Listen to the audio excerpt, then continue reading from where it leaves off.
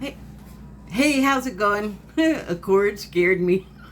It's an electrical snake in the house. Run! So, I haven't been here in a little bit. Feels like maybe it's only been like 2 weeks. I don't know. Feels like forever. But I haven't been. That because I have nothing, no movies or shows that I want to talk about. That's not the case. I totally do. In fact, I'm going to talk about one right now. Oh, well, see, I didn't make my sign, so I guess I'm not going to do that this minute. But anyway, yeah, not coming on and saying stuff. There's been like a ton on my mind that I wanted to talk about, but I've just been kind of stymied by, I guess you could say, life, because it's so, I don't know, I've just been really emotional lately, so I don't like totally trust myself, or I wasn't trusting myself to say or do things, and then I don't know, I was just kind of in a space where I was like, I I am a rock in the middle of the stream and I'm just sitting here. And I mean, as a concept, I thought I was doing that before, but this time I really felt like I was, because well, I mean, stuff has a propensity for going wrong a lot of times, and stuff did over and over, or not that they went wrong, but like I have this bell that I bought. It's a chime actually, but it's for your bicycle handlebars, and I've had it for like at least a year, and I could not figure out how to put the freaking thing together. They give you instructions and it has a picture, but it's like getting mine to look like what was in the picture. I don't know, man. My brain was just not spatially doing it right for however long it was sitting in the drawer. And I had this new therapy trike that I got, and I love it because it's fun, and boy, do people, when I go out, have stuff to say about it, and it's positive stuff. But it really is like sort of a medical type deal. But anyway, I love it, and it gets me my butt outside moving around, which is good, because part of the things that were kind of holding me back in a way from doing things, or for sort of feeling like completely okay, was literally my physical health. So there was like stuff going on with that, and then this deal that I got makes it a lot easier. But anyway, I decided, okay, this is the bike, because I have three. This is the one I'm going to put it on. And I took it out. Oh, right. Before this, though, this thing came with like different handlebars that were in a position that was hurting the injuries, or the thing I was just talking about, the physical thing. And I was like, I cannot use these. They hurt me. So I took them down and I switched them out to some other ones, and those were, I was like Goldilocks with the stupid handlebars. Like, the other ones were too big, these other ones were too wide. So I had ordered these other ones, and I finally got a hold of them. They finally arrived and came to me.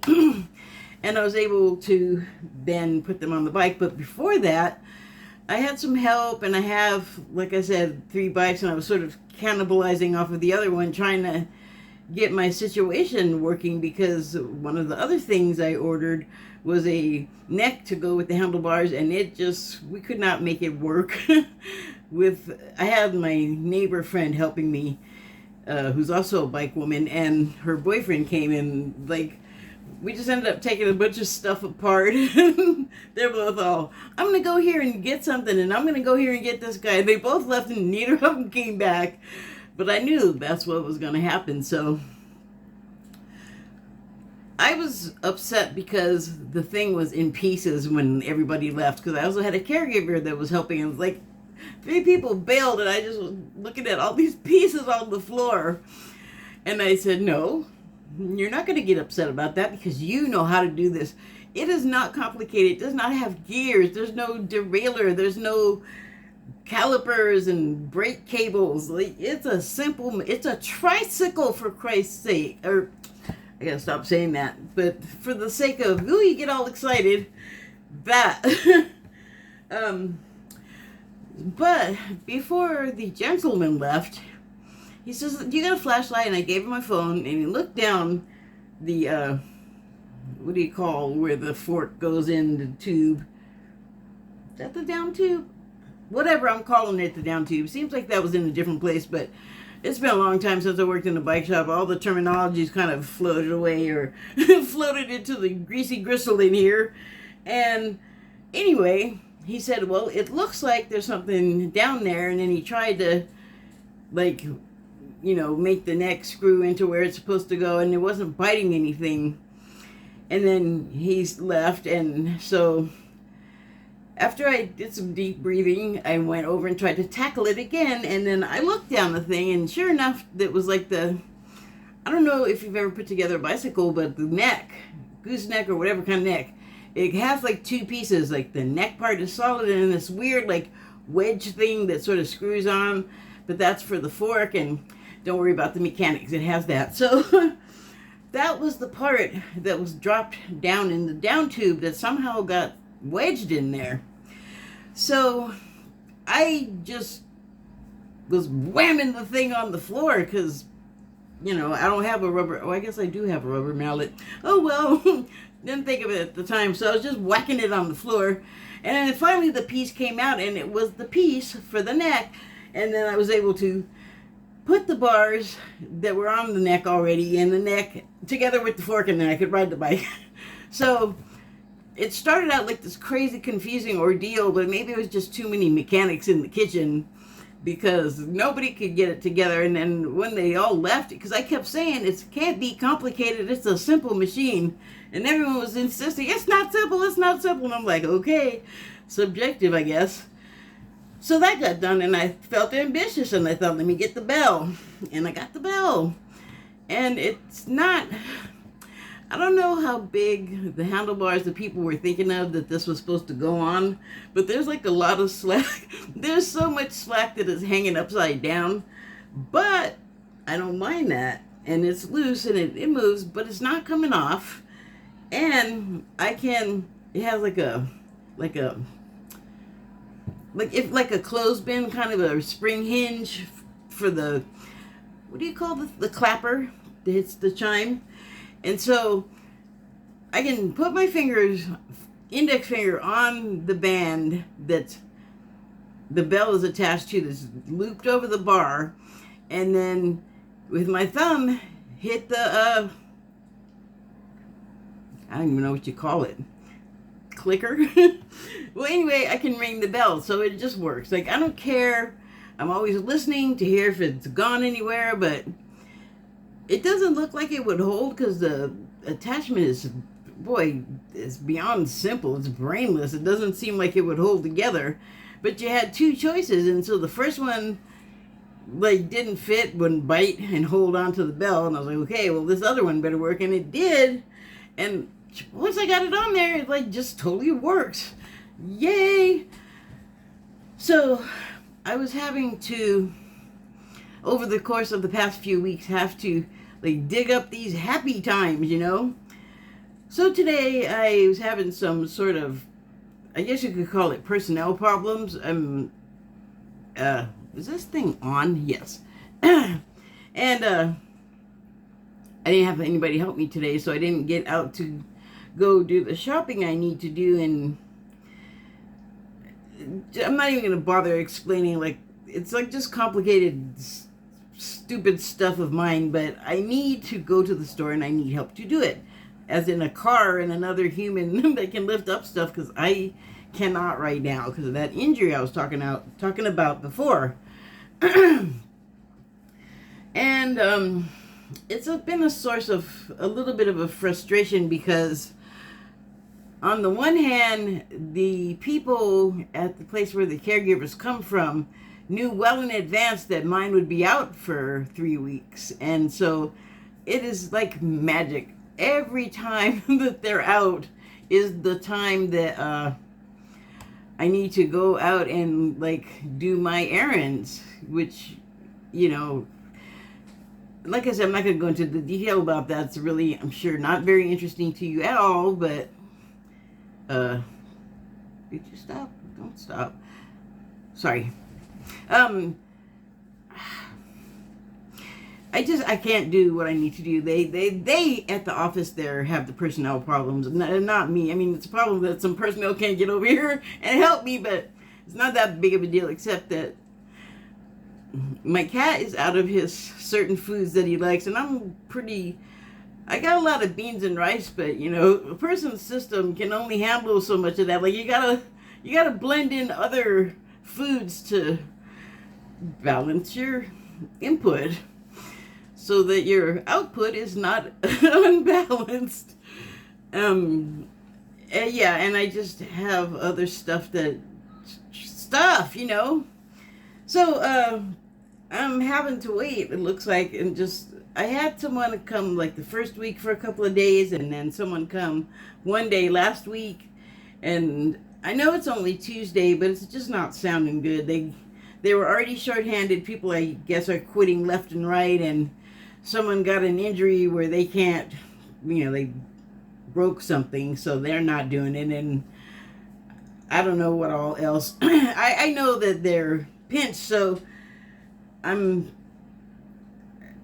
okay. You know, I would really like to like get what my cat needs, because if he's happy, then I can like whatever deal with it until Monday. But between now and then, you try explaining to a cat why his salmon pate is not here or his treats. I know I spoiled him, but I love him. Anyway, so I don't know if it's clear at all that the point I'm trying to make is that there's a lot of stuff going on to capture our attention and make us feel sad, angry, argumentative, and I want none of those. I mean, you can't get rid of all of that kind of thing from your life, but my life used to be so full of it. I just want as little of it as possible. Like, the more I can not do, the better. So, I was kind of fighting it today. I guess the blahs, or like everything I watch. Like, I watch a lot of, well, I watch a lot of stuff, but I watch a lot of new stuff because I'm interested in, you know, what's going on in the world, what's happening here, what our legislators are saying and doing and not saying and doing, and, you know, all of that kind of grown-up stuff, news and crap like that, along with all of the other crap that I like. And it can get you down, and I'm getting to the point where I'm having like almost nothing that I used to look at anymore. So that means there's just like big spaces of like, oh, what do I do with this? And I of course don't just fill it with watching stuff. There are things that I do that are creative efforts that don't involve a screen. They'll involve like their craft or something I'm writing, and like, you know, reading other projects to occupy my time than just filling it with angry people yelling at each other and stuff not being true, and it being hard to tell what's true and what isn't. And the thing is like, it really is as easy as just shutting it off, you know. Like, you can always go back, but if it starts getting you down, like, maybe shut it off. And so what I've been doing is sort of tuning my own sense of how much more of this can I take? How much more of this am I even ever going to listen to again? It's like pruning and paring, you know, my viewing bush, I guess, and just trying to not make what I'm looking at make me feel awful. But it's not just that stuff too. Like, I have started a few shows with the eye to maybe doing a review on them, and then starting them and going, this is making me feel so bad. I don't think I'm going to make it through. Like, forget the whole show or the whole series or the whole movie. Am I going to make it through the first episode or part? Like, I'm not doing very well. I'm shutting a bunch of stuff off. So, I guess, I mean, there is a lot to look at out there. Accessibility, though, is a factor. Like, sometimes I can get it, sometimes I can't. And things that I used to be fine watching, now I find that I can't get through them anymore. So, and the stuff that's bothering me is, like, I started watching this show called Above the Law, and it has Jack, I think his name is Houston. He's a Brit, but he was in Boardwalk Empire, and he played the soldier that came back and had, like, half no face, or he had, like, this mask because his face was disfigured. And he was also in Fargo, the one with Chris Rock. And he was the he was the guy that had, like, obsessive compulsive disorder, I guess.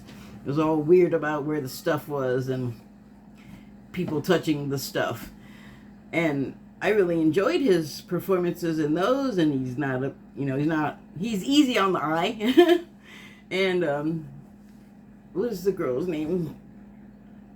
Oh God, I want to say Anna Klumsky. I hope that's right.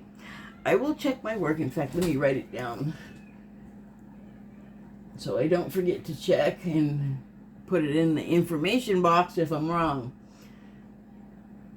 That spelled that wrong.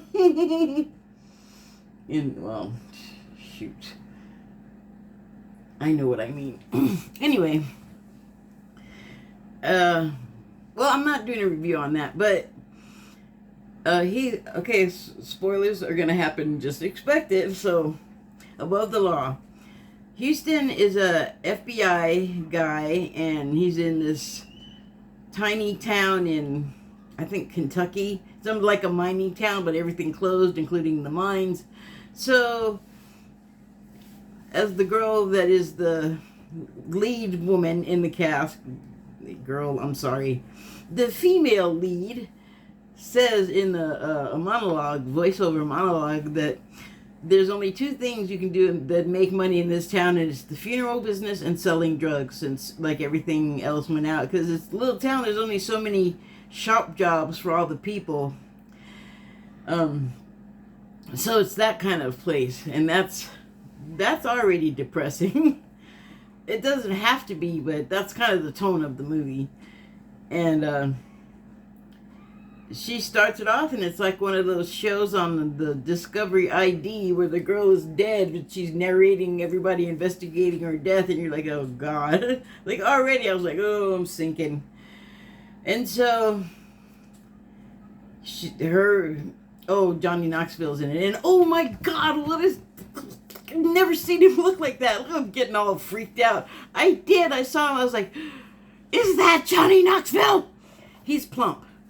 The dude is never plump. And it's like, I mean, maybe he is when he's at home and he's not on camera, but I don't believe it. He's always been skinny as a rail, and he's just like barrel body, barrel torso, big old thick neck and head unit, square. Freaked me out. I'm used to him being angular. Like, that's what I'm used to. He's like, him looking like Jughead from the Archie comic.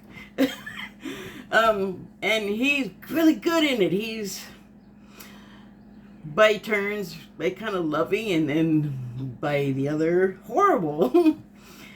And, there's drugs, and there's young people, and there's crime, and normally stuff I like, but just right from the start, when she was narrating about, that she was dead, and yeah, I just was like, oh, I don't know if I could take it. So, it's a series. I think I'm at the middle of the second episode, but I turned it off before I started doing this because I was like, I don't think I can do this. And this is what I used to like.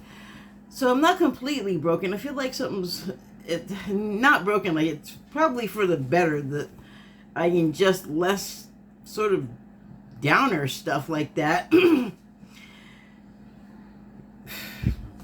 there's other performances for people. Like, I don't have to look at all that all the time. But I've been doing well with like Citadel and The Diplomat. But anyway, I guess what I'm trying to get to is we can make ourselves feel like happier. We don't have to like fall into that, watch the show and then get all head up because the person is saying something awful to you, or you're saying something awful at the screen, and whip, I don't want to do that anymore, you know, as little as possible. Because there's a lot, like, you don't want to just like shoot your wad on the first thing, so to speak. So I look for ways to like not think about it and get happy, like go outside and take a ride, or go outside and put my feet on the ground, or whatever it is I find to do else. But this is what I was going to say. I mean, this is kind of what perpetuated me. I was already going to talk about this, but I kept trying and not knowing where to start. So what really changed my mood today with the frustrations that I kind of can't, like I'm not mad at them because they can't get me somebody. I can survive without someone for like a few days. I'm okay. Other people are not. They need someone more than I do. Like, I understand that. So that was okay. You know, that wasn't hard to get out of. And then, like, I watched a few things. It was like, ooh, don't want to go there. Like, stinky water, don't want to get in. And then I was going to go on my ride, and I was not planning to, but I want to have a routine. So it was really hot earlier, and I thought if I wait till later, maybe I'll feel better enough, not in pain enough to go do this. Because even though the bars are right now, I was already injured. So whatever I do, it's just going to hurt. And I was having a bad day. Well, that was another reason. Like, the pain was really getting me, and it was hurting to scroll my phone, okay, with a finger. That's how bad it was hurting. I was like, I guess bummed. I didn't want to be stuck in the house because it's a beautiful day. I said, you know what'll put me in a good mood? Van Halen. And you know what? Threw my greatest hits on my phone and went out for about an hour. And I was so glad I did, and I feel in such a better mood. And I was even enjoying Sam Halen, which Sammy Hagar is fine. I really prefer David Lee Roth pretty much in every way. Well, I can't say that because I don't know David Lee Roth. I've been in proximity with the guy briefly years ago. And Hagar, not at all. But musically, much prefer Dave. So there was a lot of Sam Halen on there, and it was okay. Like, the music is good. Like, the music part's always great. So, and it's different. Like, I usually listen to something heavier, and that was the ticket. It was so easy. And I just look at them all. Okay. So, I guess that's all I wanted to say. Take from that what you will. Thank you and good night.